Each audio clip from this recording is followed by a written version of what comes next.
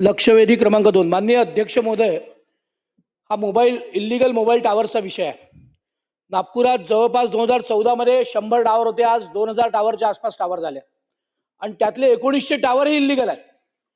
त्या पडक्या इमारतींवर, इल्लीगल इमारतींवर, ज्याला बिल्डिंग परमिट नाही, ज्याचा बिल्डिंग सँक्शन नाहीत, असे 95% टावर इल्लीगल आहेत. ज्या बिल्डिंगची बिल्डिंग स्टेबिलिटी नाही, अशा याच्यावर बिनधास्त, कोणाच्याही परवानग्या नाही, काही कोणाला सोरसुतूक नाही, आणि ज्या आपल्या टावर्सकडनं महानगरपालिका टॅक्स वसूल करत होती, तो टॅक्सही बंद करून टाकला.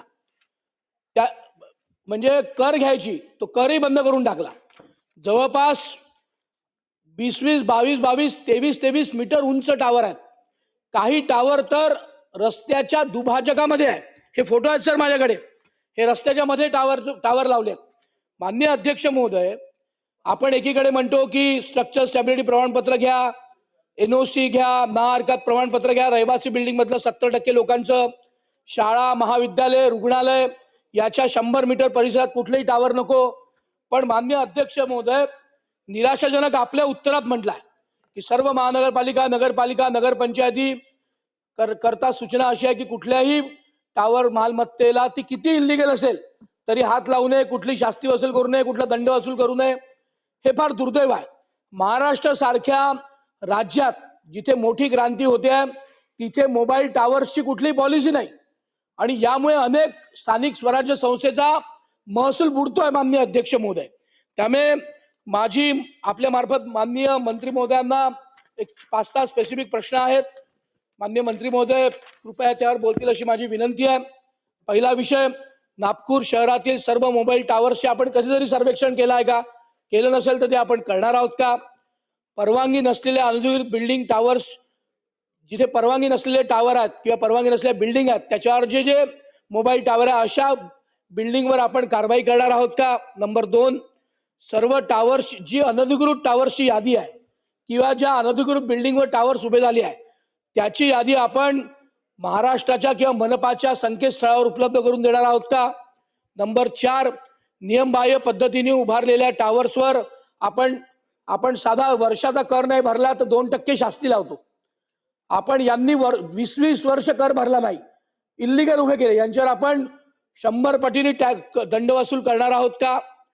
मोबाईल टावर्स उभे करण्याचे शासनाचे निर्णय, धोरण आपण पुढच्या महिन्याभरात आपण महाराष्ट्राकरता याचं काही धोरण ठरवणार आहात का? आणि विना परवानगी उभे केलेले टावर्स, ज्या इल्लीगल बिल्डिंग, आपण एखाद्या सामान्य माणसानी 2 मीटर जास्त घर बांधलं किंवा आपण इल्लीगल घर बांधलं, इल्लीगल म्हणतो त्याला आपण 53-54चा नोटीस देतो. स्लम मध्ये आपण आपला कोणत्या तरी झेडचा नोटीस देतो आणि 24 तासात घर पाडतो, आणि 20-20 वर्ष टावर इल्लीगल उभे आहेत, त्याच्यावर कुठली कारवाई करत नाही. आपण ज्या अधिकाऱ्यांनी या सगळ्या टावरकडे दुर्लक्ष केलं, जेव्हा हे लागले, अशा अधिकाऱ्यांवर, त्या महानगरपालिकेच्या प्रमुखांवर आपण कारवाई करणार आहोत का?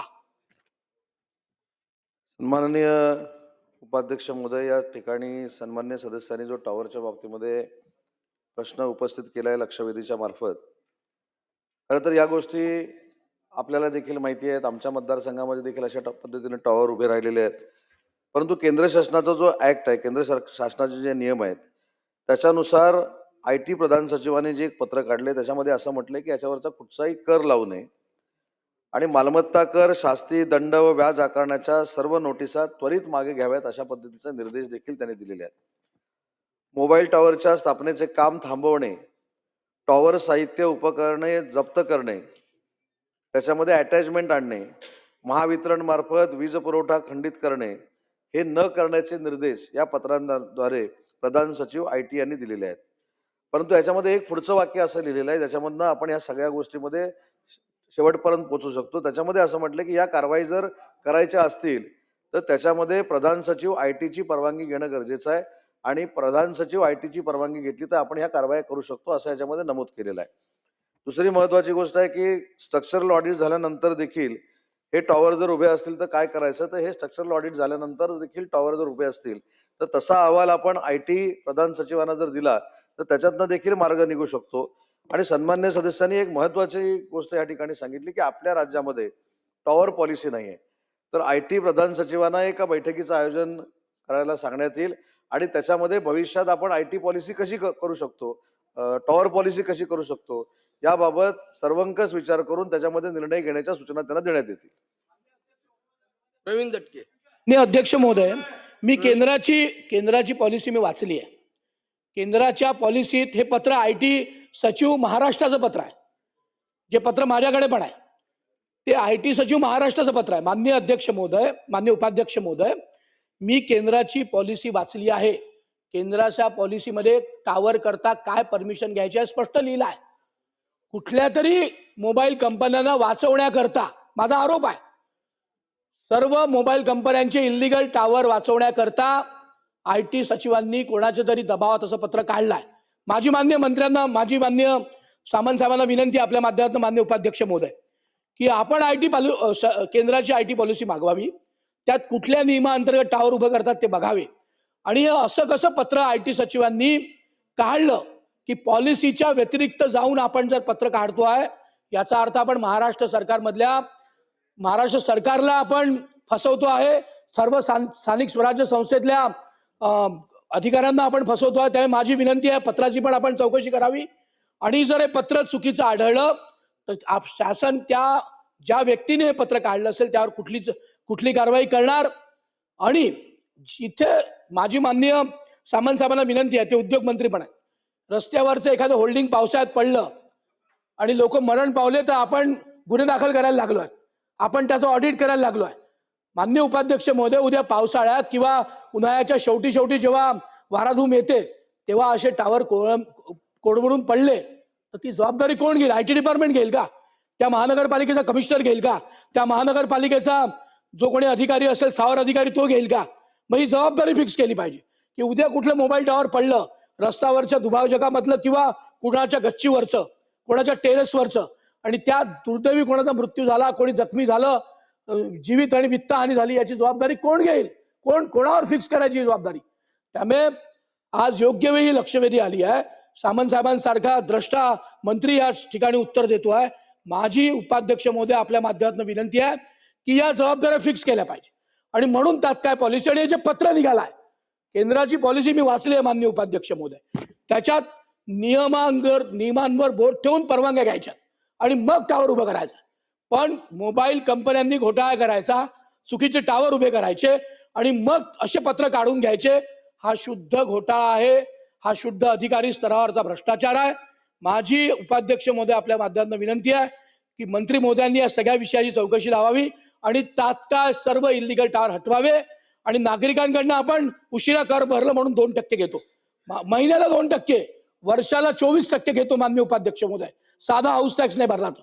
यांच्याकडनं 100 पट दंड वसूल केला पाहिजे अशी माझी मागणी आहे माननीय उपाध्यक्ष महोदय. उपाध्यक्ष महोदय, सन्मान्य सदस्य प्रवीणजींनी जी वस्तुस्थिती मांडली याच्यामध्ये मी नाकारत नाही. नागपूरमध्ये 862 टॉवर्स असून त्याच्यामधले 431 टॉवर्स हे नोंदणीकृत आहेत आणि 431 टॉवर्स हे अनधिकृतरित्या आढळून आलेले आहेत असं महानगरपालिकेचं म्हणणं आहे. आणि महानगरपालिकेच्या या म्हणण्यानुसार ज्यावेळी पोर्टलवर आपण हे बघितलं, काही परमिशन महानगरपालिकेनं नाकारल्या, तर त्याच्यामध्ये अभिमत परवानगी, ज्याला आपण डीम्ड परमिशन म्हणतो, अशा परमिशननं त्यांना परमिशन मिळालेले आहेत. हे देखील वस्तुस्थिती नाकारता येणार नाही. केंद्र सरकारचा जो कायदा आहे किंवा केंद्र सरकारचं जे परिपत्रक आहे ते देखील प्रवीणजींनी जरी वाचलं असलं तर त्याच्यामध्ये स्पष्ट काही गोष्टींचा उल्लेख केलेला आहे. त्याच्यामुळे मी सांगितलं की अनधिकृत किंवा स्ट्रक्चरल ऑडिट इमारतींचं जे झालेलं नाही किंवा इमारतींचं स्ट्रक्चरल ऑडिट होऊन त्या इमारती धोकादायक आहेत असं सांगितल्यानंतर देखील त्याच्यावर टॉवर उभे आहेत, याचा आपल्याला सर्वे करावा लागेल. या लक्षवेधीच्या निमित्तानं निदान महाराष्ट्र सरकार प्रत्येक शहरामध्ये, नगरपालिकांमध्ये हे टॉवर असे किती आहेत याचं सर्वेक्षण पुढच्या 90 दिवसामध्ये करेल, हे देखील निर्देश दिले जातील. परंतु याच्यासाठी IT प्रधान सचिवांनी पत्र का काढलं, हा जो कळीचा मुद्दा आहे, त्याच्यासाठी देखील सेंट्रल गव्हर्नमेंटकडनं मार्गदर्शन पुन्हा एकदा मागवलं जाईल. आणि सेंट्रल गव्हर्नमेंटच्या मार्गदर्शनाखाली जर हे पत्र काढलेलं नसेल तर त्याच्यामध्ये सुधारणा करण्यात येईल. आणि त्याच्या पुढची स्टेप की जी शासनाची टॉवर पॉलिसी नाही ती आपल्याला कशा पद्धतीनं सकारात्मक करता येईल यासाठी शासन पाऊल उचलेल. कृष्णा खोपडे. महोदय, मंत्री महोदय वारंवार सांगत आहे का आपण नियमानुसार कारवाई करतो, कायद्याच्या अनुसार या ठिकाणी आपण कारवाई करतो. सर, केंद्रीय दूरसंचार कायदा 2023 नियम 2023च्या हा कायदा नियम 26 अंतर्गत या पूर्ण केंद्र सरकारच्या कायद्यामध्ये असं म्हटलं आहे का नियमानुसार मोबाईल टावर लावण्याची त्या ठिकाणी कारवाई व्हावी. अध्यक्ष महोदय, नागपूर शहरामध्ये झोपडपट्टीमध्ये टावर लागत आहे जे टोटली इनलिगल आहे. गुंठेवारीच्या अंतर्गत इनलिगल बांधकामावर टावर लागत आहे ते टोटली इनलिगल आहे. आणि नागरिक जेव्हा महानगरपालिका असे किंवा नागपूर सुधार 50 मध्ये जेव्हा तक्रार करतात त्यावेळेस सिर्फ नोटीस देऊन अधिकारी मोकळे होऊन जातात, परंतु त्याच्यावर कसल्याही प्रकारची कारवाई होत नाही. मंत्री महोदय, माझी विनंती आहे का सर्वोच्च न्यायालयाचे 2 आदेश आहे. सर्वोच्च न्यायालयाने 2 आदेश 13 नोव्हेंबर 2024 चे आदेश आहे, 17 डिसेंबर 2024 चे हे 2 प्रकरणामध्ये 2 आदेश आहे का अवैध बांधकामावर तत्काळ कारवाई करावी. या संदर्भात महाराष्ट्राचे जे मुख्य सचिव आहे अध्यक्ष महोदय यांनी 1/1/2025 आणि 4/2/2025 संपूर्ण राज्याच्या महानगरपालिका असेल सगळ्या संस्थेला कडक पत्र दिलं आहे का अवैध बांधकामावर आपण ताबडतोब त्या ठिकाणी कारवाई करावी.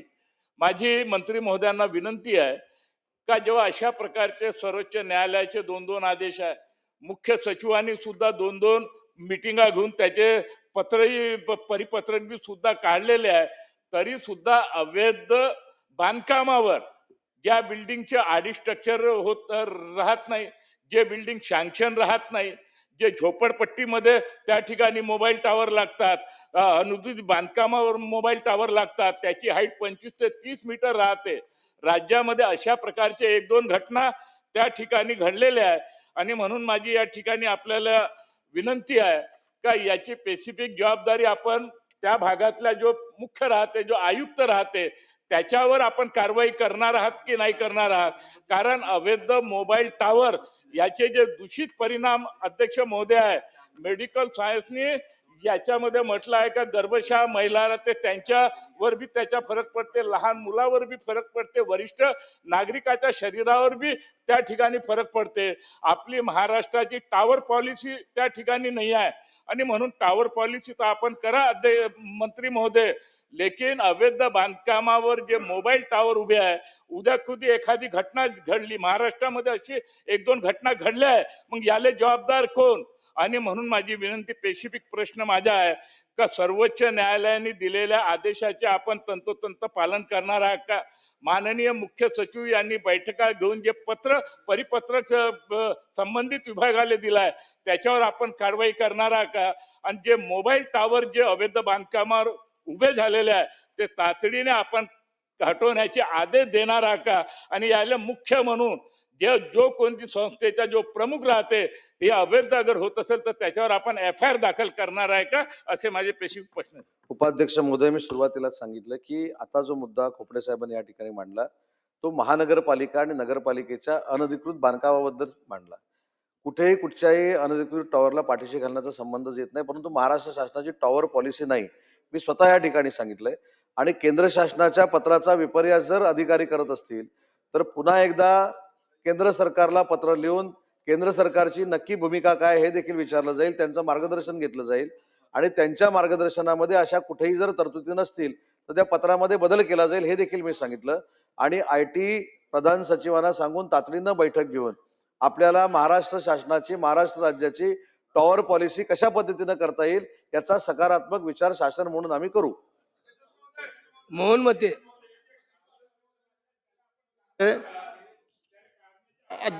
अध्यक्ष महोदय, अध्यक्ष महोदय,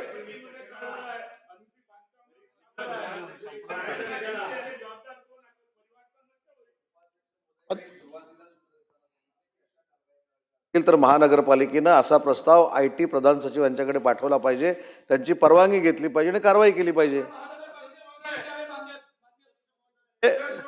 एक मिनिट ओ हॉटेल साहेब थांबा. अध्यक्ष महोदय, नागपूर महानगरपालिका आणि नागपूर सुधार 50 च्या या संदर्भात हा विषय आहे. अध्यक्ष महोदय, जे टावर आपण अनधिकृत लावले आहे म्हणजे प्रवीण दटकेंनी सांगितलं, कृष्णा भाऊंनी सांगितलं, या संदर्भात जे अनधिकृत लेआउट्स आहे, झोपडपट्ट्या, स्लम्स आहे, मला असं वाटतं की मॅक्झिमम जे आहे हे अनधिकृत आहे. माझे 2-4 स्पेसिफिक प्रश्न आहे. नागपूर शहरामध्ये सध्या एकूण किती मोबाईल टावर कार्यरत आहेत, त्यापैकी किती अवैध किंवा किंवा नियमबाह्य आहेत? दुसरं, नागरिकांच्या तक्रारी असूनही अवैध टावरवर कारवाई का होत नाही? यामागे अधिकारी कंपनी संगनमत आहे का? निवासी भागात उभारण्यात आलेल्या टावरमुळे नागरिकांच्या आरोग्यावर होणाऱ्या परिणामांचा अभ्यास शासनाने केला आहे का?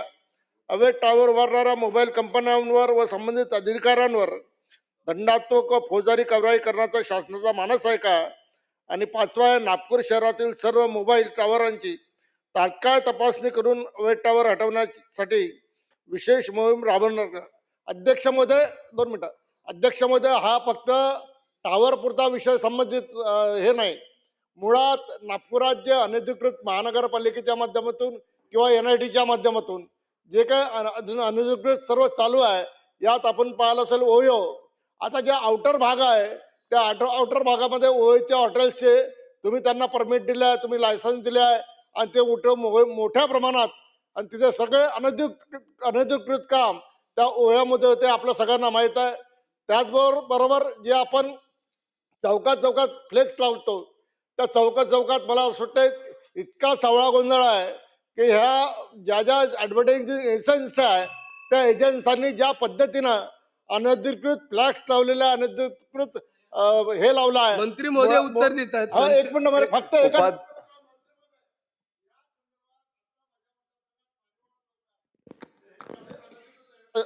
जे होर्डिंग होतं ते मी काढायला लावलं, आणि त्यांनी कमीत कमी 10 वर्षापासून त्याचं ते होर्डिंग होतं. मी सगळे त्याचे डिटेल्स घेतल्यानंतर एक ग्रेस नावाची कंपनी, त्या ग्रेस नावाच्या कंपनीचे सांगत होते का बा आमचं रेग्युलर आहे, हे आहे, ते आहे, परंतु ती शासनाची जागा होती. शेवटी महानगरपालिकेने त्या मजबुरी खातीर ते होर्डिंग्स काढलं. मला असं वाटतं या संदर्भात ओयो आणि हे जेवढे होर्डिंग्स आहे अनधिकृत, यात महानगरपालिका काम करणार आहे का, एवढं महत्वाचा एक विषय आहे. महोदय, सुरुवातीला जे 5 प्रश्न सन्मान्य सदस्यांनी विचारलेले आहेत त्यांची 2दा मी उत्तरं दिलेली आहेत, आणि शेवटचा प्रश्न जो विचारलेला आहे तो स्कोपमध्ये बसत नाही. लक्षवेधी क्रमांक 4. लक्षवेधी क्रमांक 4